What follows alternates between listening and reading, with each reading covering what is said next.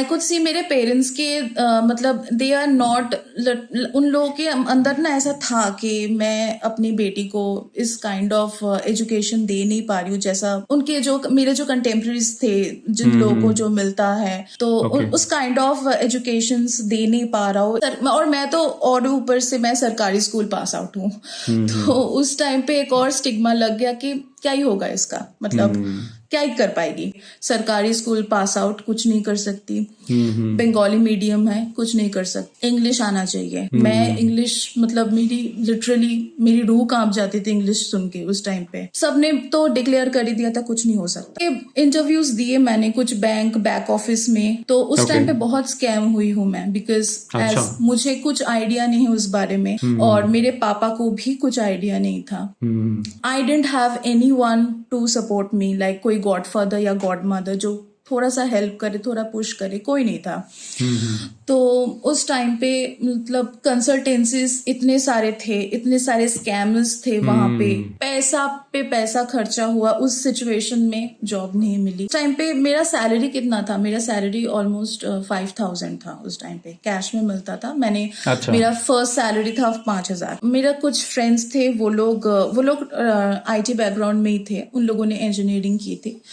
वो लोग पढ़ाई कर रहे थे पावर BI के बारे में, मतलब वो लोग कुछ पढ़ते थे उस टाइम पे। तो उन्होंने मुझे बोला कि तू भी ट्राई कर, नहीं यहाँ पे तो कोडिंग की जरूरत नहीं है, देख अगर होता है कि नहीं। सम वे ऑन द अदर उन्होंने मुझे वो मौका दिया, उन्होंने जज किया मुझे मेरे ही नॉलेज पे कि जो नॉलेज है वो कितना डीप है, and I was selected on the basis of that knowledge and they offered me 9 LPA। मतलब I was on 3 LPA with variable, मतलब फिक्स्ड भी नहीं था, and a month after I was getting 9 LPA। एक के बाद एक मुझे कॉल आते रह गए, मैंने कोई अप्लाई नहीं किया, कुछ नहीं किया। I still don't know what happened. और सारे MNCs आ रहे हैं, मतलब लास्ट ईयर कोई MNCs नहीं था, इस बार कोई छोटे कंपनी है ही नहीं, सारे MNCs आ गए। Then I get to know is nothing related to your degree.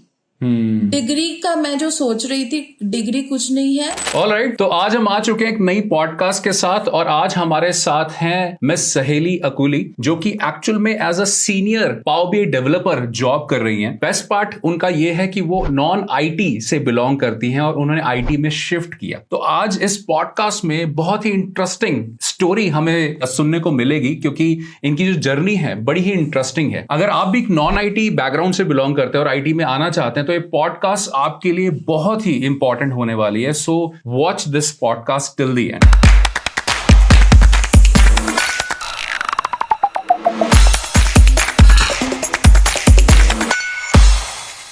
Thank you so much miss सहेली, आप यहाँ पर आई और हमें आप इंफॉर्मेशन दे रही हैं, एंड वी एक्सपेक्ट कि बहुत सारी चीजें आज हमें आपसे सीखने को मिलेगी। एक रोड मैप हमें दिखेगा कि कैसे आपने शिफ्ट किया नॉन IT से IT में, और जो ऑडियंस है हमारी जो शिफ्ट करना चाहती है, तो उनको भी बहुत ज्यादा हेल्प मिलेगी। So thank you so much first of all मेरी तरफ से भी, और हमारे जितने भी लोग हैं, हमारे दोस्त हैं, हमारी ऑडियंस है, उनकी तरफ से भी आपको दिल से थैंक यू सो मच। और प्लीज आप अपनी जर्नी हमारे साथ शेयर करिए right from the beginning of your educational background. Please, over to you. Okay, thank you for having me first of all, क्योंकि ये एक इनोवेटिव कंटेंट है I would say, because initially हमारे टाइम में ऐसा नहीं होता था, पर अभी जो ये हो रहा है ये बहुत ही एक इनोवेटिव इनिशिएटिव है।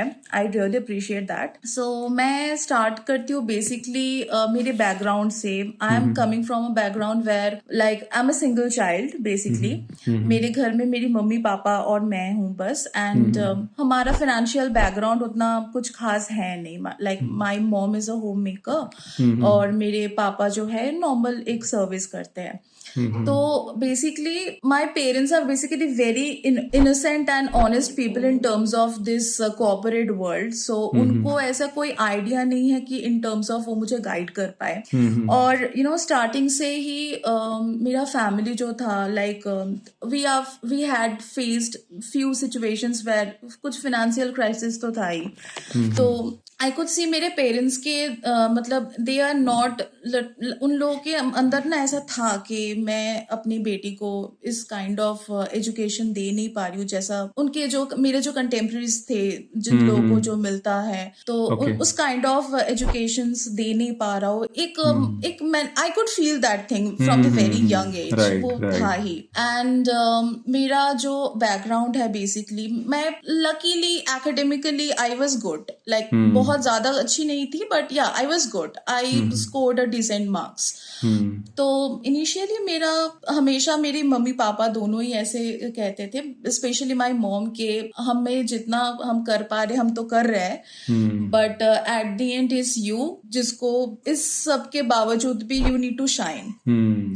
तो उस टाइम पे टीनेज में, उस टाइम पे मुझे लगता था कि जो जितना भी इन्वेस्ट कर रहे हो उससे ज्यादा हाई होप्स लगा रहे हो हम पे, तो so that was a pressure on me. तो इससे अच्छा मैं भी मेरा उस टाइम पे ना कुछ स्टेटस टाइप का होता है बच्चों में कि we are from English background, और मैं स्टेट बोर्ड में थी, तो मेरा इंग्लिश भी उस टाइम पे अच्छी नहीं थी, तो एक कंपैरिजन होता रहता है उस टाइम पे। इवन रिलेटिव्स में, नेबर्स में एक कंपैरिजन होता रहता है कि और मैं तो और ऊपर से मैं सरकारी स्कूल पास आउट हूँ, तो उस टाइम पे एक और स्टिग्मा लग गया कि क्या ही होगा इसका, मतलब क्या ही कर पाएगी।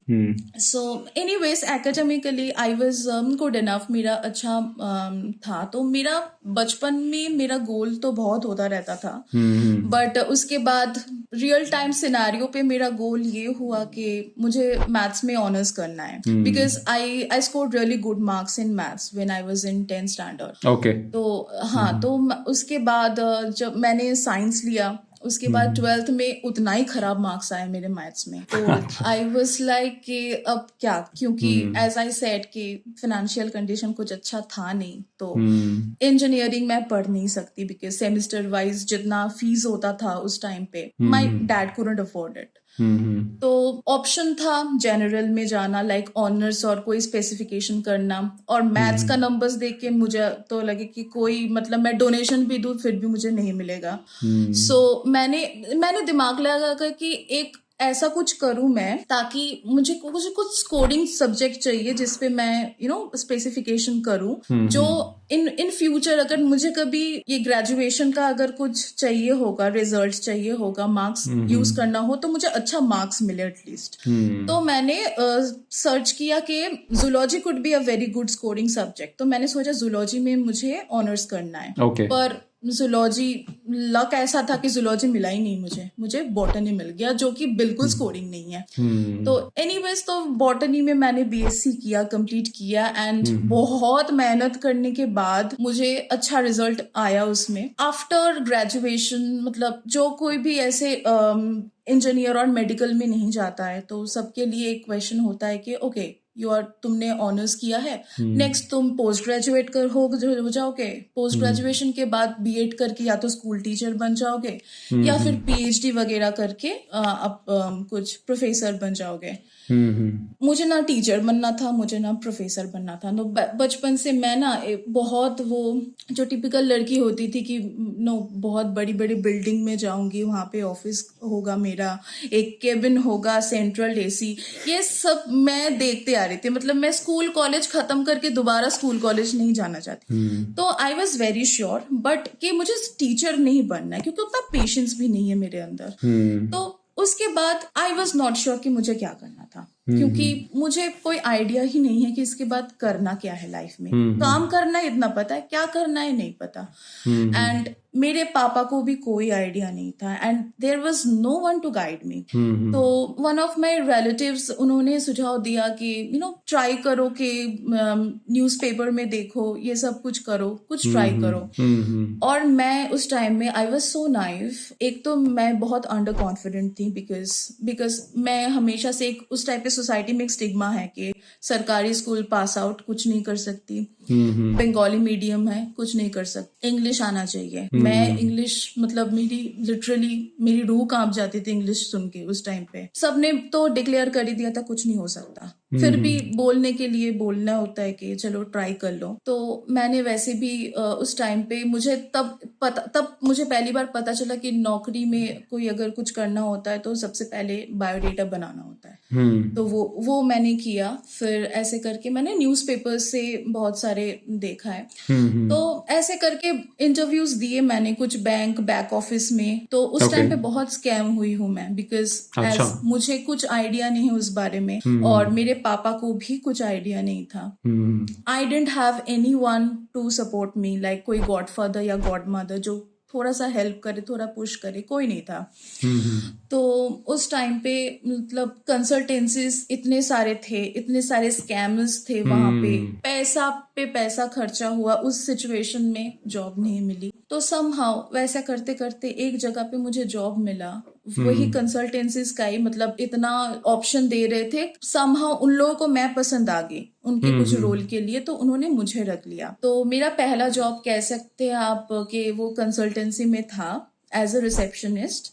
अच्छा। तो वहां पे मैंने काम किया ऑलमोस्ट 6 से 7 महीना ऑलमोस्ट था। बट जो चीज मेरे साथ हुआ था, ये कौन से ईयर की बात है? ये है 2014, मेरा ग्रेजुएशन ईयर है। अच्छा। 2014 में मैं ग्रेजुएट हुई थी। ठीक है। So 2014 was the time. Okay. Yeah. So after that मुझे ऐसा फील हुआ कि जो मेरे साथ हुआ था उस टाइम पे, सेम चीज मेरे सामने दूसरों के साथ हो रहा था सेम वे में। ओके। सो मुझे वो देखा नहीं गया। और उस टाइम पे मेरा सैलरी कितना था? मेरा सैलरी ऑलमोस्ट 5000 था उस टाइम पे, कैश में मिलता था। मेरा फर्स्ट सैलरी था 5000। तो मैंने फिर क्विट कर दिया वो जॉब, क्योंकि मुझसे देखा नहीं जा रहा था। तो किस तरह का स्कैम बाय द वे, मतलब पैसे लेते थे जॉब देने के लिए, बट कुछ नहीं होता था ऐसा कुछ? हाँ, वो लोग सिलेक्ट ही करते थे कि आप सिलेक्ट हो चुके हो, बट आपको कुछ और प्रोसेसिंग फी चाहिए, देन आपको कुछ और ट्रेनिंग करना है आपको, तो उसके लिए हम ट्रेनिंग करवा देंगे, ट्रेनिंग फी चाहिए। ये सब करवाते थे बोल के कि आप सिलेक्टेड हो, आप हो चुके हो। फिर ये सब करवाने के बाद पता चलता था कि इसके बाद ये लोग भेजते हैं असली जगह पे, जो कि बैंक का कोई थर्ड पार्टी है, वहां पे वो लोग भेजते थे। और वहां पे अगर वो रिजेक्ट हो जाते थे देन दे आर रिजेक्टेड, और 3 की 4 ऑप्शंस होते थे, अदरवाइज और कोई ऑप्शन था नहीं। तो उस टाइम पे बहुत सी कंसल्टेंसी ये भी करती थी, बहुत था कि ऐसा, फेक इंटरव्यूज भी करवाती थी, राइट? कि कोई कंपनी नहीं, बोगस इंटरव्यूज बेसिकली, और उनसे कुछ फॉर्म फिल करने के या रजिस्ट्रेशन के पैसे ले लेती थी, राइट? कि आप अप्लाई करने के लिए, क्योंकि हम बीच में हैं, आपको कन्वीनियंस दे रहे हैं, किसी कंपनी को हम बुला रहे हैं, and they used to take money from the participant, और जो आते थे लोग इंटरव्यू देने के लिए। मतलब really you are telling absolutely correct thing. होता वो आज के टाइम पे भी है, क्योंकि आज के टाइम पे भी होता है, पर अभी लोग जो थोड़े से क्योंकि ऑनलाइन चीजें बहुत हो गई हैं, तो इसलिए ये तो स्कैम जो है थोड़ा सा कम हो गया। लेकिन उनको पता है कि यहाँ नीड है बच्चों की, जिनको जॉब चाहिए, तो वहां पर उनका बहुत फायदा उठाया जाता है। But right, you are absolutely right. तो उसी कंसल्टेंसी में बल्कि आप जॉब कर रहे थे, क्योंकि आपको वहां पर जॉब मिली, एंड देन यू रियलाइज कि ये चीज ठीक नहीं हो रही बच्चों के साथ, राइट? मैं शुरुआत से था, but the thing is I was very desperate, क्योंकि एक कंटिन्यूअस था कि इसका कुछ नहीं हो सकता, वहां से सामने से एक ऑफर आ रहा है। तो मैंने ले लिया था उस टाइम पे। तो आफ्टर दैट मेरे से हुआ नहीं, बेसिकली 6-7 महीने के बाद आई वाज लाइक नहीं हो पाएगा, क्योंकि कुछ मेरे मतलब सब पे मैं खुद को देख रही थी, मेरे साथ भी तो हुआ था ना सेम चीज। तो मैंने छोड़ दिया वो चीज। उसके बाद मेरी मम्मी, specially my mom wants me to join government job कोई भी, तो उनका अलग ही एक कुछ ऑब्सेशन था गवर्नमेंट जॉब पे, कि एक तो पेंशन स्कीम पे, दूसरा जॉब सिक्योरिटी। तो गवर्नमेंट जॉब पे अलग ही ऑब्सेशन था। तो उनके लिए मैंने पढ़ाई स्टार्ट किया कि okay I should try on government jobs, क्या पता हो जाए। Academically I was good. तो somehow I was not interested, शायद क्योंकि 2 साल पढ़ाई करने के बाद भी there was no luck। उस टाइम पे मुझे ये भी किसी ने नहीं बोला कि एक चीज तो बताना भूल गई, जो कंसल्टेंसी में मैंने काम किया, उस कंसल्टेंसी में मुझे कोई डॉक्यूमेंट नहीं दिया गया था, ऑफर लेटर। इनफैक्ट सैलरी भी कैश थी, तो कुछ डॉक्यूमेंटेड वैसे ही नहीं था। सैलरी भी कैश थी, कुछ डॉक्यूमेंट्स नहीं थे। तो मुझे टू बी वेरी ऑनेस्ट मुझे आइडिया भी नहीं था कि डॉक्यूमेंट्स भी होता है उस टाइम पे। तो मेरा फर्स्ट वो तो फिर काउंट नहीं होगा। देन 2 साल मैंने पढ़ाई की, कुछ किया नहीं। उस टाइम पे भी मुझे किसी ने नहीं बोला कि इन फ्यूचर अगर आप प्राइवेट में जॉब करोगे तो ये गैप के लिए आपको बताना पड़ेगा आपको एग्जैक्टली क्यों क्या करे थे आप उस टाइम पे। राइट। तो वो जो गैप्स चला आया मेरे अंदर ये 2 साल का, इसके लिए भी किसी ने मुझे ब्रीफिंग नहीं दिया था। अगर पता होता तो मैं साइड बाय साइड कुछ ना कुछ करती रहती, क्योंकि मेरे कंसर्न था कि नेक्स्ट जहाँ पे काम करूंगी डॉक्यूमेंट्स वहां पे चाहिए, पर उसके बीच में जो गैप हो गया इसको लेके क्या क्या प्रॉब्लम हो सकता है, I had no idea. Right right. Then उसके बाद आई वाज मैंने मेरा जो पहला स्टार्ट हुआ था वो था, फर्स्ट इंटरव्यू दिया था अमेजन का, मुझे याद है। अमेजन का सेलर सपोर्ट, एक वर्किंग ड्राइव हुआ था सेलर सपोर्ट के लिए, तो वहां पे मैंने किया था। वहां पे मैंने फर्स्ट राउंड पे रिजेक्ट हो गई थी, फर्स्ट राउंड पे। हाँ, तो मेरा कजिन अमेजन में थी वहां पे। सो उनका कोई फ्रेंड्स होगा HR रिक्रूटर टीम में, उन लोगों ने बोला कि उनसे पूछा कि इस कैंडिडेट किस वजह से हुआ है, तो उन्होंने बोला कि उसकी इंग्लिश बहुत खराब है, मतलब she is very weak in English, and not only that उनका मदर टंग जो एक एक्सेंट है उसकी वजह से नहीं ले सकती। तो उस टाइम पे मुझे ये पता चला कि अच्छा इंग्लिश जानना इम्पोर्टेंट तो है ही, उसके साथ एक्सेंट पे भी काम करना है। सो उस टाइम पे ना ऑल टुगेदर सारे जो स्टिग्मास मेरे लिए लगे थे, एक मतलब 1 by 1 ऐसे ऐसे करके सब बैक टू बैक प्लेसेस में आ जा रहा था, और मैं डिप्रेस्ड होती जा रही थी कि क्या सच बोल रहे हैं, मेरे से कुछ नहीं हो सकता। फिर पेरेंट्स में गुस्सा आते थे कि आप लोगों ने मुझे क्यों इंग्लिश मीडियम में नहीं दाखिला कराया। पर विद टाइम्स ऐसे रिजेक्शंस तो बहुत आते गए। तो अमेजन के बाद मुझे फाइनली मुझे और भी 2-3 तरीके का रिजेक्शन तो मिला था। उसके बाद फाइनली मुझे एक कंपनी में सिलेक्शन हुआ था। तो मेरा फर्स्ट कंसर्न था कि मुझे डॉक्यूमेंट्स चाहिए, मतलब ऑफर लेटर वगैरह सब कुछ दे रहा है कि नहीं दे रहा है, क्योंकि वो मैं सीख गई थी कि वो मुझे चाहिए। और टू बी वेरी ऑनेस्ट मुझे पता नहीं था कि मुझे क्या करना है लाइफ में। एक टाइम पे मुझे लगता था कि मुझे HR बनना चाहिए, क्योंकि बाकी सारी चीजों में से रिक्रूट करना, लोगों को इंटरव्यू लेना, ये थोड़ा मुझे आसान लगा। पर उसके लिए भी बाद में पता चला कि उसके लिए भी MBA करना पड़ता है। तो मुझे HR में भी जाना था और पता नहीं मुझे क्या करना था। आई was very confuse that time. तो मैंने इंटरव्यू दिया, आई गॉट सिलेक्टेड। मेरा वहाँ पे डेजिग्नेशन था HR कम कस्टमर सपोर्ट एग्जीक्यूटिव, मतलब बहुत ही छोटा कंपनी था वहाँ पे, मुश्किल से 10 लोग होंगे। तो वहाँ पे HR का भी काम करना था एंड रिक्रूटमेंट भी देखना था, और जो क्लाइंट रिलेटेड काम होता था वो भी देखना था। ये कोई स्टॉक मार्केट रिलेटेड कोई फर्म था वहाँ पे। तो उस कंपनी में काम करके मुझे ऐसा जो मेरा हेल्प हुआ वो ये था कि वहाँ पे इंटरनेशनल क्लाइंट के साथ डील करना पड़ता था ओवर कॉल, और इंटरव्यू भी लेना पड़ता था, दोनों इंग्लिश में था। तो इंटरव्यू लेते लेते मेरा इंग्लिश ठीक हो गया, इंटरनेशनल कॉल पे बात करते करते मेरा एक्सेंट चला गया, तो मेरा कम्युनिकेशन स्किल उसमें बेटर हुआ। और जितने भी कंपनीज में मैं थी थ्रू आउट, मेरा परफॉर्मेंस हमेशा अच्छा था, हमेशा। लाइक मैं एकेडमिकली भी अच्छी थी और परफॉर्मेंस वाइज भी मेरा पता नहीं क्यों मैं हमेशा नोटिस में आती थी सबके। तो वहां पे भी मैंने ऑलमोस्ट 10 महीने काम किया। तो वहां पे जब मैं काम करती थी, रोटेशनल शिफ्ट था, 3 दिन मॉर्निंग था, 3 दिन नाइट था और 1 दिन छुट्टी था। तो मॉर्निंग के टाइम में क्या हुआ था, जब मैं उस टाइम पे मेरा कुछ फ्रेंड्स थे, वो लोग IT बैकग्राउंड में ही थे, उन लोगों ने इंजीनियरिंग की थी। वो लोग पढ़ाई कर रहे थे पावर BI के बारे में, मतलब वो लोग कुछ पढ़ते थे उस टाइम पे। तो उन्होंने मुझे बोला कि तू भी ट्राई कर, नहीं यहाँ पे तो कोडिंग की जरूरत नहीं है, देख अगर होता है कि नहीं। आई होप अभी तक आपको डिस्कशन अच्छा लग रहा है, आपको बहुत कुछ सीखने को मिल रहा है। फॉर दैट सेक प्लीज इस वीडियो को अभी लाइक कर दीजिए, और नीचे कमेंट में आप लिख सकते हैं थैंक्स फॉर मोटिवेटिंग, ताकि एक रिस्पेक्ट दे सके, रिगार्ड दे सके। चलिए let's carry on this discussion.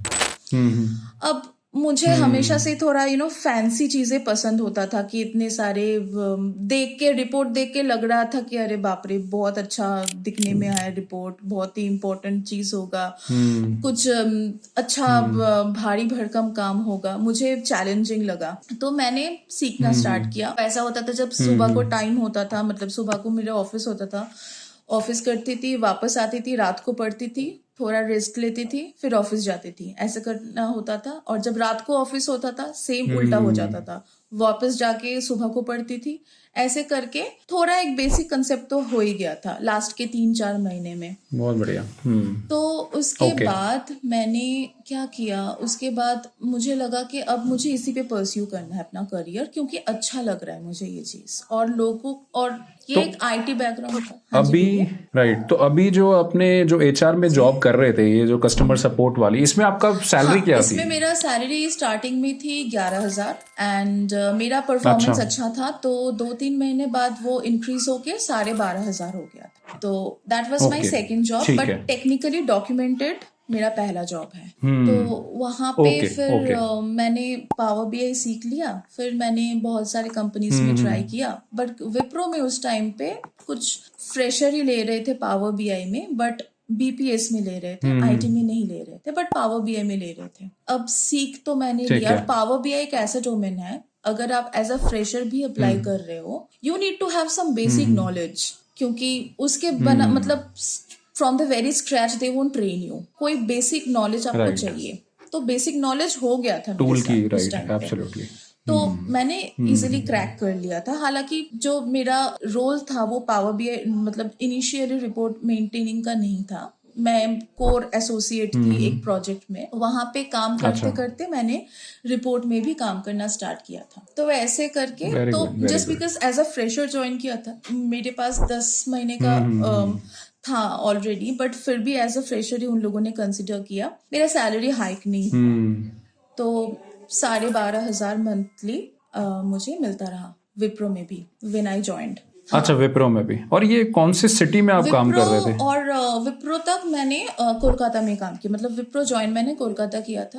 हाँ, अच्छा, वो भी कोलकाता में थे आप? कोलकाता ठीक है, में किया ठीक है। था। और उसके बाद ओके, बाद में मैंने टीम स्विच किया, दूसरे प्रोजेक्ट में गई विप्रो में, वो मैंने गई बैंगलोर में, और वो था WT मतलब विप्रो टेक्नोलॉजीज के अंदर में। वहां पे हार्डकोर मैंने पावर बीआई में काम किया था। तो वहां पे काम करते करते आई कुड रियलाइज कि वहां पे भी मैं अच्छा काम करने लग गई, जितना मुझे ट्रेनिंग दिया गया उसमें मैं बेस्ट देने लग गई, सब कुछ अच्छा होने लग गया। बट द प्रॉब्लम वाज काम बहुत ही ज्यादा मोनोटोनस था। मतलब आज मैं जो काम कर रही हूँ, जो मुझे प्रॉब्लम्स आ रहा है, कल भी सेम प्रॉब्लम्स आ रहा है, कल भी सेम ही काम कर रही हूँ, परसों भी सेम ही आ रहा है।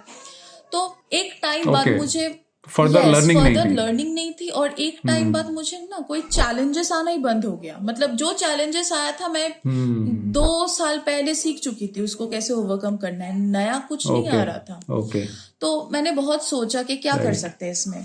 तो तब मैंने सोचा कि मुझे शायद प्रोजेक्ट चेंज करना पड़ेगा, क्योंकि नया प्रोजेक्ट जाऊंगी, नया डेटा के साथ काम करूंगी, कुछ नया मिलेगा। तो नया प्रोजेक्ट में गई, वहां पे भी सेम, मतलब कुछ गिने चुने चीज नया मिले, उसके बाद वो भी मोनोटोनस हो गया। और बड़े कंपनीज में क्या होते हैं ना, मतलब बहुत सारी चीजों के लिए मतलब सेग्रीगेटेड टीम रहते हैं। मैं एक पार्ट करूंगी, बस मैं उसी के लिए रिस्पॉन्सिबल हूँ, बाकी चीज स्पेशलाइजेशन बना देते हैं ताकि तो इससे क्या होता है, इससे एम्प्लॉय बहुत जल्दी काम कर सके, एक्यूरेट कर सके। प्रॉब्लम क्या होता है, लर्निंग कुछ नहीं हो पाता, क्योंकि मैं जो कर रही हूँ वो मैं ही कर रही हूँ, दूसरे बंदे जो कर रहे हैं वही कर रहे हैं, and that is just one part of the entire ecosystem also. उस वजह से मैंने फिर डिसाइड किया ऑलमोस्ट 4 साल बाद, एंड कोई भी बोलना नहीं चाहिए but the harsh truth it's, कोई भी एमएनसी में ईयरली अप्रेजल मैक्सिमम 2-3% होता है। तो when I started my career in Wipro, मैं महीने में 12,500 कमाती थी, and when I left Wipro, मेरा लास्ट रॉन सैलरी था विद इंसेंटिव मुश्किल से 23,000 समथिंग, और विदाउट इंसेंटिव 4 साल बाद ऑलमोस्ट, और without incentive it could be 16 और 17,000, मतलब वो फिक्स्ड है। अब मैं सोचने लगी कि मैंने अपना 4 साल किया वेस्ट, मतलब मैंने इन्वेस्ट तो किया, मैं नहीं कुछ सीखा, ऑल्सो जो मेरा इस डोमेन में जो अमाउंट होना चाहिए, मेरा फाइनेंशियल कंडीशन होना चाहिए, कुछ हुआ ही नहीं, मतलब ग्राफ ऊपर गया ही नहीं। तो उस टाइम पे मैंने सोचा कि अब मुझे दूसरे कंपनी देखना है, क्योंकि कंपनी स्विच नहीं करूंगी तो मुझे हाइक नहीं मिलेगा। सम वे ऑन द अदर उन्होंने मुझे वो मौका दिया, उन्होंने जज किया मुझे मेरे ही नॉलेज पे कि जो नॉलेज है वो कितना डीप है, and I was selected on the basis of that knowledge, and they offered me 9 LPA। मतलब I was on 3 LPA with variable, मतलब फिक्स्ड भी नहीं था, and a month after I was getting 9 LPA. So वो एक बहुत बड़ा break through था मेरे ग्राफ में, एंड अभी तक till now that team was one of the best team I have worked with. जैसे मैनेजमेंट वैसे टीम लीड्स, मतलब इतने सपोर्टिव टीम मीट्स, मतलब कोई बड़े कंपनी में होता है ना तो उनका there project will be very profitable, जो मुझे इस कंपनी में ये मिला था। तो उस टाइम पे मुझे पता चल गया कि कोई भी अपॉर्चुनिटी को ना नहीं बोलना, क्योंकि may be we could search for some dream company जो हमारे लिए तो ड्रीम कंपनी है, बट समहाउ वो शायद हमारे लिए बेस्ट नहीं है, और जो बेस्ट है इस चक्कर में वो छूट जाता है। सो कोई भी छोटे से छोटे, बड़े से बड़े, कोई भी अगर अपॉर्चुनिटी आता है, never say no to anyone. क्यों जज करना पहले से? तो I started working there, and मैंने उनको बोला था क्लियरली कि 6 महीने का प्रोबेशनल पीरियड होता है। I will promise you that 6 महीने के अंदर I will prove my self right, and I won't, आप रिग्रेट नहीं करोगे, आपको जैसा चाहिए आपको वैसा ही मिलेगा। तो उसी 6 महीने के अंदर I was individual contributor that time. इसके पहले मेरा तो ये जी आपकी डेजिग्नेशन क्या थी इस कंपनी में? यहाँ पे भी पावर BI डेवलपर ही थी यहाँ पे, but designation name programmer analyst था। सो रिपोर्टिंग में I was selected for reporting purpose, और शुरुआत में बोला गया था कि सपोर्ट करेंगे ETL के लिए initially, but I need to cope up, हमेशा सपोर्ट नहीं करेंगे। तो आई केप्ट माई प्रॉमिस। 6 महीने तक मैंने बहुत मेहनत किया। मेहनत में मैं एक्सपर्ट हूँ, उसमें कुछ नहीं हो सकता, मतलब वो मेरे हाथ में है, तो उसमें मैंने मेहनत किया, और इंडिविजुअल कंट्रीब्यूटर भी थी इस टीम में। मैं कोई टीम वर्क नहीं किया था, पूरा मेरे ऊपर ही था। आई प्रूव्ड माई पॉइंट। अब उस टाइम पे थोड़ा रिसेशन का हवा भी चल रहा था, बाहर की कंट्री में बहुत सारे रिसेशन वगैरह चल रहे थे, और हमारे पास भी और ज्यादा कुछ मतलब प्रोजेक्ट था नहीं। सो उसके बाद आई वाज लाइक कि इसको मैं अप्लाई कैसे करूं, क्योंकि हमारे पास कोई अपकमिंग प्रोजेक्ट नहीं था। सो मैंने सोचा कि मुझे इतनी जल्दी स्विच नहीं करना था, बट मुझे सोचा कि मैं वो गलती दोबारा नहीं करूंगी जो मैंने विप्रो में किया था। तो मैंने बोला कि ठीक है, अभी 1 साल होने को है, लेट्स स्विच, देखते हैं क्या होता है। तो इस टाइम पे मेरा अप्रोच थोड़ा अलग था। इस टाइम पे मैं और सोच रही थी कि मैं डेटा एनालिटिक्स में आ चुकी हूँ, अच्छे तरीके से इसको मैं कर चुकी हूँ, अपने मुट्ठी में ऑलमोस्ट है, मतलब कॉन्सेप्ट पता है, सब कुछ ठीक है, कंफर्टेबल हूँ। बट सिर्फ इसी में रहने से एक टाइम तक मुझे थोड़ा सा, मतलब थोड़ा सा ही एक पोजीशन ऐसा आएगा मेरे सैलरी में, उसके आगे क्या, तो मुझे डेटा एनालिटिक्स से डेटा साइंस में जाना था, उससे सैलरी थोड़ा और इम्प्रूव होगा। तो उस चीज के लिए आई वाज थिंकिंग कि मुझे और क्या करना चाहिए, क्योंकि आधा तो मुझे आता ही है, बाकी आधा कर लेंगे। तो उसके बाद समथिंग व्हाट हैपेंड, इस टाइम पे मैंने जैसे लास्ट टाइम मैंने बहुत मतलब शिद्दत के साथ नौकरी में अप्लाई किया, इस टाइम में मैंने वैसे अप्लाई स्टार्ट नहीं किया था, थोड़ा थोड़ा ही किया था, एंड जस्ट रेज्यूमे चेंज किया था, फॉर्मेट चेंज किया था, लिंक्डइन में थोड़ा ज्यादा मैंने एक्टिव होना स्टार्ट कर दिया था, और कुछ नहीं किया था मैंने। ठीक है। बहुत सारे मतलब ऑन देयर ओन बहुत सारे ऑफर्स आने लगे, लाइक कॉल्स आने लगे स्टार्टिंग में। मैं मतलब पता नहीं, शायद अपडेट होने की वजह से रिक्रूटर्स के ऐसे नजर में आ जाते हैं, तो आने लग गए। पहले 2-3 इंटरव्यूज में टेक्निकल राउंड तक पहुंचे ही नहीं, मतलब टेक्निकल राउंड पे मुझे कोई टेक्निकल सवाल किए ही नहीं। They were asking about my personal details and something, and after that there was no call. तो मुझे समझ नहीं आ रहा कि किस बेसिस पे ये लोग रिजेक्ट कर रहा है, लाइक शक्ल पसंद नहीं आई, नाम पसंद नहीं आई, क्योंकि टेक्निकलिटी पे तो जा ही नहीं रहे ये लोग। तो उसमें भी आई वाज लाइक कहाँ पे गलती हो रहा है, क्योंकि रिजेक्शन इस टाइम पे रिजेक्शन होना मतलब समझ में नहीं आता। हालांकि रिजेक्शन से डरना नहीं चाहिए कभी भी, पर कोई बेसिक रीजन तो हो कि रिजेक्ट क्यों हुआ मैं। सो उसके बाद आई वाज लाइक ओके। उसके बाद अचानक से कैपजेमिनी का एक ऑफर आया, मतलब कॉल आया, और अब मैंने अप्लाई भी नहीं किया था। कैपजेमिनी का एक कॉल आया कि ऐसे मेरा सीवी शॉर्टलिस्टेड है और कुछ असेसमेंट होगा, असेसमेंट भी अगर क्लियर करती हूँ तो 2 राउंड ऑफ इंटरव्यूज होगा। तो सेम असेसमेंट लास्ट ईयर भी मैंने दिया था कैपजेमिनी के लिए, but I think maximum 3 attempts हो सकता है। तीनों में I couldn't pass because SQL था और हर एक सेगमेंट में 60% मार्क्स तो चाहिए ही था। एसक्यूएल में 5 क्वेश्चंस होता था, at least 3 you need to get correct. Okay, so I was like कि इसमें भी गई मैं। तो एनीवेज मैंने इंटरव्यू से पहले असेसमेंट था, असेसमेंट दिया। मुझे कोई होप तो था नहीं। फिर 2 से 3 दिन बाद अचानक कॉल आया कि you got cleared your assessment, आपका 2 राउंड ऑफ इंटरव्यूज होगा।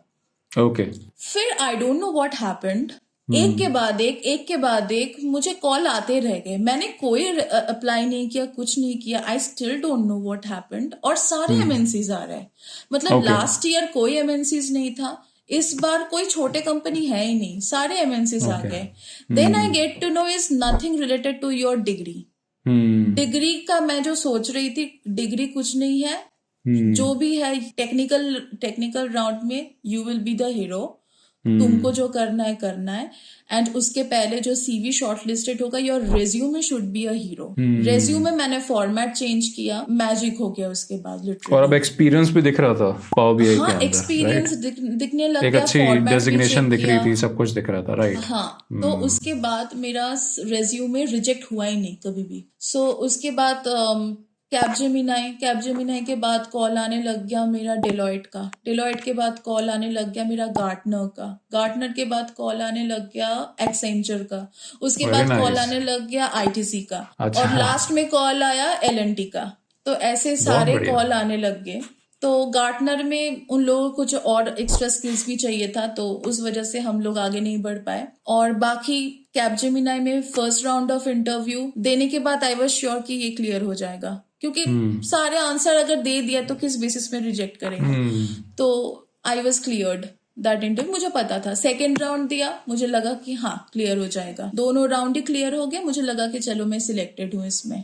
फिर एचआर राउंड हुआ, दे ऑफर्ड मी 14 LPA, मतलब मेरा एक्सपेक्टेशन था, so they were okay with it.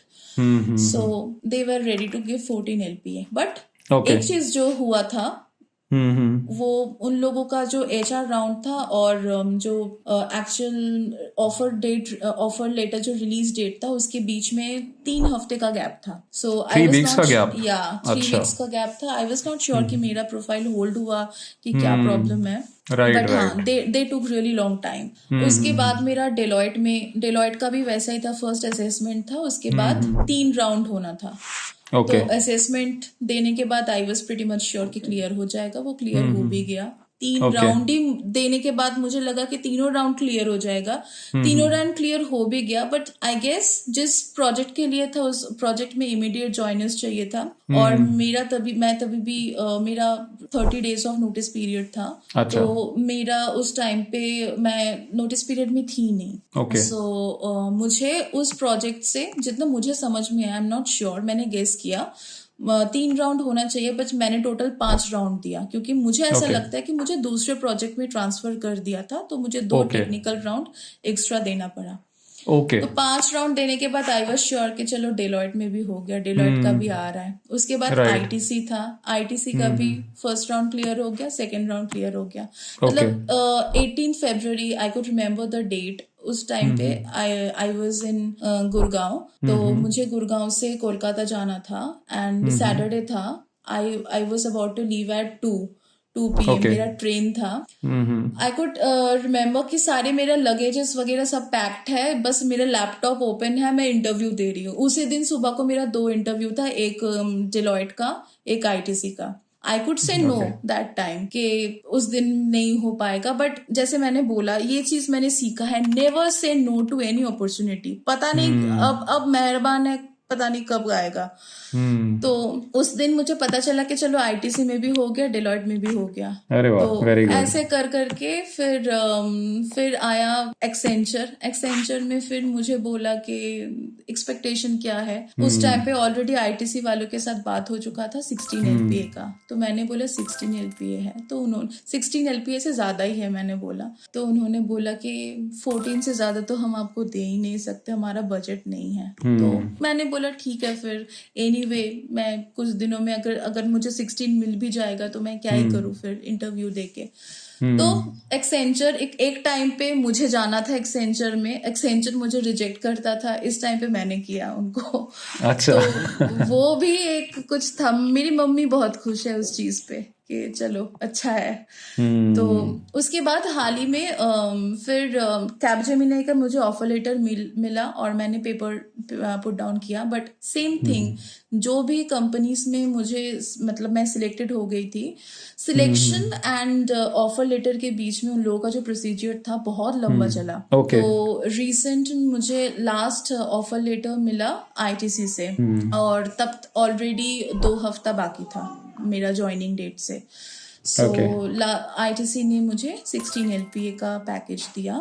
अच्छा, जो आपने डिमांड किया था वो उन्होंने ऑफर कर दिया डिमांड में जिन लोगों का बजट था मेरा डिमांड रख लिया उसके बाद। Okay, very nice, very nice. उसके बाद आईटीसी का अभी तक तो वर्क फ्रॉम होम ही था, तो जितना भी बेनिफिट्स वगैरह था फिलहाल आईटीसी का पलड़ा भारी था उसमें। फिर डेलॉयट का भी एचआर डिस्कशन हुआ। डेलॉयट में ऐसे बोला गया कि उन लोगों का बजट 12 एलपी एक्सीड हो ही नहीं सकता, मतलब 12 एलपी से ज्यादा वो लोग नहीं कर पाएंगे, इतना बजट नहीं है।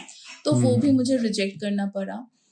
अब 2 हफ्ता पहले एलएनटी का भी एक कॉल आया था, तो फर्स्ट राउंड ऑफ इंटरव्यू था, वो भी देने के बाद आई वाज श्योर कि चलो हो गया, ये भी हो गया। बट 2 हफ्ता और बाकी था, तो मैंने उनको भी बोल दिया था कि 1 अप्रैल जो कि आज का डेट है, मेरा ज्वाइनिंग है आईटीसी में। तो एनीवे अगर आप उससे पहले कर सकते हो तो, क्योंकि मुझे थोड़ा सा सॉफ्ट कॉर्नर था वैसे भी एलएनटी पे। तो उन्होंने बोला ठीक है, अगर आप सिलेक्ट होते हो तो उसी वीक में कोशिश कर देते हैं। तो मेरा इंटरव्यू बहुत अच्छा गया था, उस वीक में कांटेक्ट नहीं हुआ। तो मुझे लगा कि मैं शॉक थी कि हमेशा मेरा तुक्का तो काम कर रहा था, हमेशा मैं जो जैसे बोल रही थी वो ही तो रहा था। Then now what happened, then came to know कि दिस वीक मंडे को कॉल करके दे वर आस्किंग के वेंसडे को आप फ्री होंगे। तो आई वाज सेइंग मैं तो फ्री हूँ, बट 2 दिन के अंदर आप पूरा कंप्लीट कर पाएंगे? बिकॉज सेकेंड राउंड, फिर एचआर डिस्कशन, फिर offer letter. Anyway I will be, मेरा ज्वाइनिंग डेट 1 अप्रैल है। So they were also like, actually उन लोगों को स्लॉट नहीं मिल रहा था, दैट्स वाई उन लोगों को वेट करना पड़ा। तो एलएनटी का थोड़ा पहले हो जाता तो वो भी आ जाता मेरे पास। ऐसे करके लास्ट मोमेंट पे कैपजेमिनी का भी एक काउंटर ऑफर आया था 17.5 एलपीए का, बट फिक्स्ड मिला के ज्यादा कुछ उसके और भी जितने पर्क्स एंड बेनिफिट्स थे अभी तक आईटीसी का उसके हिसाब से ज्यादा था। So I chose ITC and technically today is my first day in ITC. हालांकि आज सैटरडे था इसलिए इंडक्शन मंडे को होगा, but technically it started from day 1। आज मेरा डे 1 है आईटीसी में। Congratulations. So yeah, thank you so much. So yes, so last year January में I was earning 21 to 23,000. Then March में मेरे salary आया 73,000 something after all the deductions. And this year I am earning like, पता नहीं in hand कितना आएगा, but at least I could say कि मैं हाईएस्ट टैक्स लेवल पे आ चुकी हूँ। सो इट्स अभी मुझे थोड़ा सा ऐसा फील हो रहा है कि अभी मेरे ग्राफ में कुछ चेंजेस आ रहा है। लाइक अभी तो स्टार्टिंग ही हुआ है मेरे करियर का। वही मैं हमेशा से आई वाज लाइक कि मुझे हमेशा से पता था कि मैं हो जाएगा, मतलब इट्स नॉट नथिंग कि मैं नहीं कर सकती। So anyone could do anything, to be very honest. मैं हमेशा से ये मानती भी हूँ। एंड एक चीज जो मैंने हमेशा सीखा है कि जैसे मैंने बोला, never say no to any opportunity. You never know कौन सा अपॉर्चुनिटी आपके लिए ब्लेसिंग इन डिस्गाइज हो।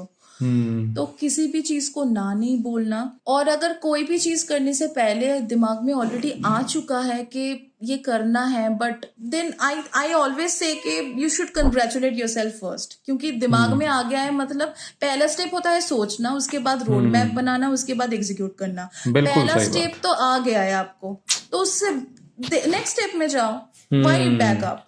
और अगर उसके बाद, क्योंकि जितना बड़ा सक्सेस आप हम हमेशा अपने लिए हमेशा बेस्ट ही सोचते हैं, पर जितना बड़ा आप सक्सेस सोचोगे उतना ही चैलेंजेस आएगा, उतना ही मतलब टफ चैलेंजेस आएगा। एब्सोल्युटली। बट वो वर्थ होगा ना, अगर वो चैलेंजेस कंप्लीट करने के बाद एट द एंड वही सक्सेस मिलेगा आपको, समटाइम्स उससे ज्यादा मिलेगा। जैसे मेरी मम्मी पापा ने जो हाई होप्स रखे थे बचपन में, उनके हाई होप्स कभी भी अभी मैं जहां पे हूँ ये मैच नहीं कर पाए, उनका हाई होप्स इससे लो ही था। तो अब जो उनके होप से ज्यादा उनको मिला है, so I could see the pride in their eyes के हाँ हमने ज्यादा कुछ कर नहीं पाए इनके लिए, बट हर स्टेप में इसने खुद को प्रूव किया। एक अंडर कॉन्फिडेंट लड़की, अभी मुझे कुछ भी चीजों से डर नहीं लगता, और मैं विथ टाइम में बहुत ज्यादा कॉन्फिडेंट तो हो ही चुकी हूँ। मतलब अभी मुझे किसी भी चीजों से डर नहीं लगता, और मेरा जिद बहुत बढ़ चुका है। मेरा सक्सेस का जो हंगर है वो तो टाइम टू टाइम बढ़ रहा है, मेरा जिद बहुत बढ़ चुका है। आई ऑलवेज फील के आपको जिद्दी होना पड़ेगा, वरना जिद नहीं होगा तो प्रॉब्लम है। Very nice. एंड जिद बहुत इंपॉर्टेंट है कुछ भी करने से पहले। एंड बहुत बढ़िया, अच्छा इन्फ्लुएंशियल लोग आसपास होना भी बहुत इंपॉर्टेंट है, क्योंकि एट द एंड क्या होगा ना, continuous trolls, continuous negative comments, continuous एक नेगेटिविटी के साथ आप लड़ते लड़ते एक टाइम आप थक जाओगे। तो I have got 4 pillars in my life, my parents and 2 friends, they are constantly motivating me throughout my journey. So वो लोग भी मुझे बहुत तरीके से सपोर्ट करते हैं। And I could feel the pain of struggle, मतलब जो चीज एक टाइम पे मेरे लिए नाइटमेयर थी, जो स्ट्रगल, आज वो स्ट्रगल हुआ है, इस वजह से मैं आज इस जगह पे पहुंची हूँ। बिल्कुल। सो वो चीज एक टाइम पे जो नाइटमेयर था, अभी वो मेरे लिए एक ब्यूटीफुल मेमोरी है, और मैं उसको शेयर कर रही हूँ। And as a person I was very optimistic, मतलब मैं हर मिनट कुछ ना कुछ मैनिफेस्ट करती रहती हूँ, और हो भी जाता है। मतलब it would be very funny, बहुत पहले मैंने मैनिफेस्ट किया था कि ऐसे ही मैं किसी को अपना स्ट्रगल स्टोरीज सुना रही हूँ, एंड लिटरली मैं आज सुना रही हूँ। मतलब वो टाइम मैनिफेस्ट किया था ये नहीं सोच के कि सच में होगा कि नहीं होगा, बट हो रहा है। तो manifestation is very important, positive रहना है, वो आपको हिम्मत देगा। टू बी वेरी ऑनेस्ट, हिम्मत के बिना कुछ नहीं होगा। एंड आई वोंट से कि बहुत मतलब इम्पॉसिबल है ये चीज करना, कुछ इम्पॉसिबल नहीं है। हाँ, बट इजी नहीं है, इजी नहीं है। ऑनेस्टी के साथ मेहनत करना है, एंड एट द एंड मेहनत आपके हाथों में है, मेहनत आप करो, आपको मिलेगा। चैलेंजेस है तो चैलेंजेस तो है ही आने के लिए, चैलेंजेस आएगा तो यू शुड बी लाइक आने दो, देख लेंगे कितना चैलेंज आएगा, देख लेंगे, कोई बात नहीं। तो ऐसे करके अभी मतलब मेरा एटलीस्ट आई वोंट से मेरा तो अभी करियर स्टार्ट ही हुआ है, जस्ट मतलब 5-6 साल हुआ है इस जर्नी को। एटलीस्ट मुझे एक डायरेक्शन मिला है, आई नो नाउ कि मुझे कहाँ पे जाना है। बट अभी भी बहुत लोग स्ट्रगल करते हैं कि उनको पता नहीं होता कि क्या करना है। एंड मैं रिलेट इसलिए कर पाती हूँ क्योंकि अभी का जो जनरेशन है, अभी जो भी लोग सोचते हैं कि क्या करना है, जिन लोगों का जो इनसिक्योरिटीज होते हैं, मेजर टाइप का insecurities, some way on the other सारे इनसिक्योरिटीज मेरे अंदर थे। मतलब मेरा सिचुएशन कभी भी बहुत it was not a cake walk, मेरा बहुत एडवर्स सिचुएशन था। मेरा अपना इनसिक्योरिटीज था, बैकग्राउंड वाइज था, एजुकेशनल वाइज था, कॉन्फिडेंस लो था, बहुत सारे था। मतलब प्लस नॉन आईटी बैकग्राउंड ये तो था ही। आई वुड से कि नॉन आईटी बैकग्राउंड, अभी लोग power BI, to be very honest, power BI domain इसलिए ये लोग इतने पसंद करते हैं क्योंकि ये एक इंसान को फाइनेंशियली बहुत स्टेबल कर सकते हैं। I am being very practical. Financially अगर कोई नॉन आईटी पर्सन कमाना चाहते हैं एज ए आईटी पर्सन, जरूरत नहीं है कोडिंग सीखने की, आप ये कर लो, इसमें कोई कोडिंग नहीं चाहिए, बेसिक नॉलेज तो है आपके पास। Yes, you have to be at least मतलब at least you have to like complete your graduation, क्योंकि ऐसे बहुत सारे फ्रेंड्स हैं मेरे सिचुएशन वाइज कंप्लीट नहीं कर पाए ग्रेजुएशन।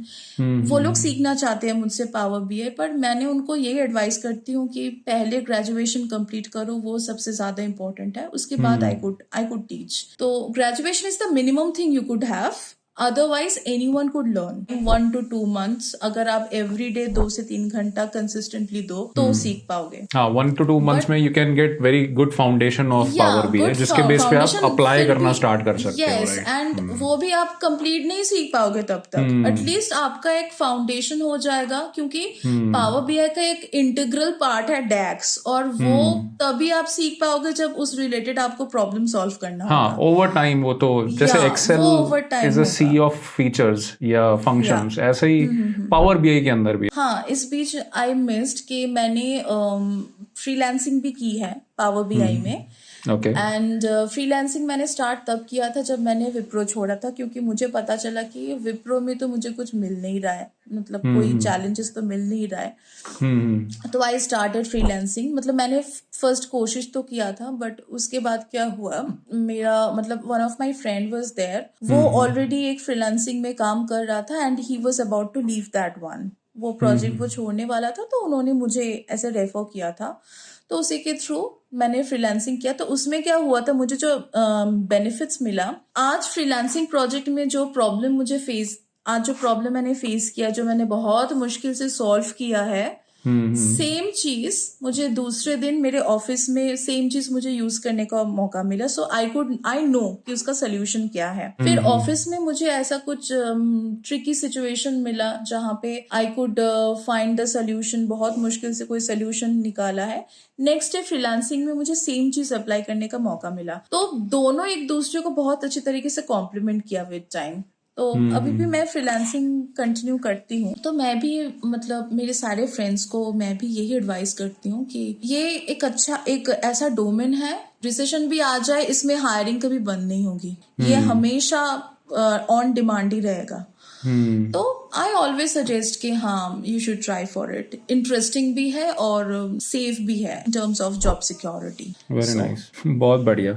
और ये आईटीसी के अंदर आपने I think as a senior power BI developer आपने जॉब ली है, senior power BI and package is 16 LPA, right? 16 LPA, yes. बहुत ही इंस्पायरिंग स्टोरी रही, मतलब बड़ा ही अमेजिंग रहा। And the best part is that in the and I could सी कि कितनी बढ़िया कंपनीज के साथ आपका इंटरेक्शन हुआ, और जहां पहले आपने बिल्कुल सही बात बोली कि जहां पहले थोड़े रिजेक्शंस मिलते थे, आज वो कंपनीज आपको हायर करने के पीछे पड़ी हुई हैं। तो and most of the companies you have cleared the interview also. तो कितनी अच्छी बात ये लगी। इस बार almost like 80% companies have cleared everything इस बार। एंड बेस्ट पार्ट ये कि ट्राई कर रही है कंपनीज आपको और ज्यादा से ज्यादा पैकेज देने का, राइट? जी। और 2-3 क्वालिटीज मुझे आप में देखी बहुत ज्यादा अच्छी, और मुझे लगता है कि अगर एक इंसान में सिर्फ एक क्वालिटी भी हो ना, तो वो हमेशा अपनी लाइफ में ग्रो करता है। सिर्फ एक क्वालिटी, चाहे कितनी बुरी आदतें हो, बट अगर एक क्वालिटी भी अच्छी होती है। लेकिन मैंने देखा कि आपके अंदर कई सारी अच्छी क्वालिटीज हैं। एक सबसे बड़ी बात जो कि मैंने देखा है बहुत से लोगों में मिसिंग होती है, बहुत से लोगों में, वो होता है एक ऊंची सोच, राइट? लोगों के अंदर इतनी ऊंची सोच नहीं होती। जब सोच ही छोटी होती है तो वो उतना ही ग्रो कर पाते हैं, राइट?